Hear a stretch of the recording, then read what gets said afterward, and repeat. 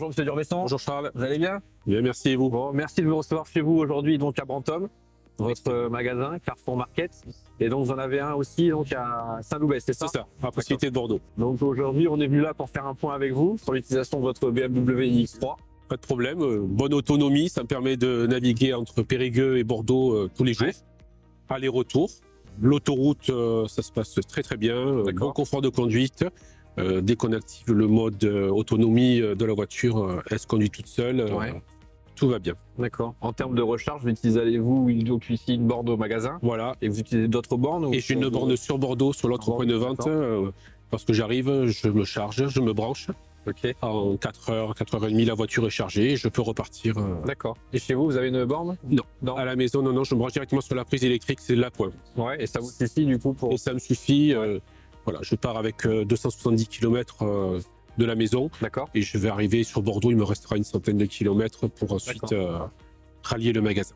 Ok. Et vous êtes plutôt connecté, je le sais? Voilà, tout à fait. Plutôt vous connecté. Un petit peu avec le téléphone, tout ça, c'est quelque chose que vous aimez bien, que ça vous sert Le téléphone me permet de contrôler la charge de la voiture, de recevoir le message pour me dire la voiture est chargée, je peux repartir, savoir un petit peu où est-ce qu'elle est, programmer le chauffage le matin s'il fait frais.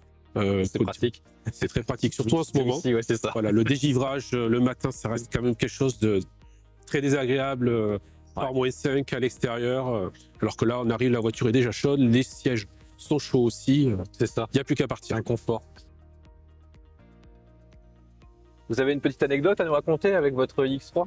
Oui, alors un jour, j'ai fait Bordeaux-Bilbao avec. Tout s'est bien passé jusqu'à l'aire de la Benne. J'ai voulu me recharger sur une borne Ionity qui ne fonctionnait pas. Et j'ai décidé de continuer mon voyage jusqu'à Bilbao. À 10 km de Bilbao, il me restait 10 km d'autonomie.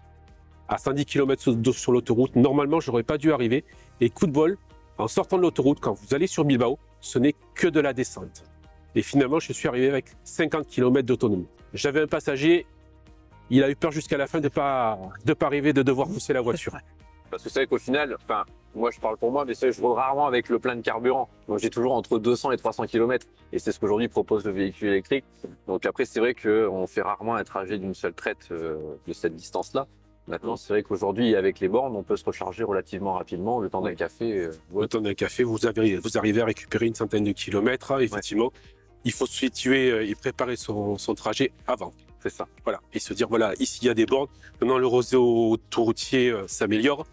Je pense que j'arriverai à arriver jusqu'à Perpignan sans problème, vu le nombre de stations qui sont mises en place et le nombre de bornes qui sont en train d'être intégrées. Donc pour vous, c'est plus une organisation différente qu'une contrainte? Ça reste une organisation différente. Je dois savoir quand je pars, il faut que ma voiture soit chargée à 100% et où il faut que je m'arrête pour charger.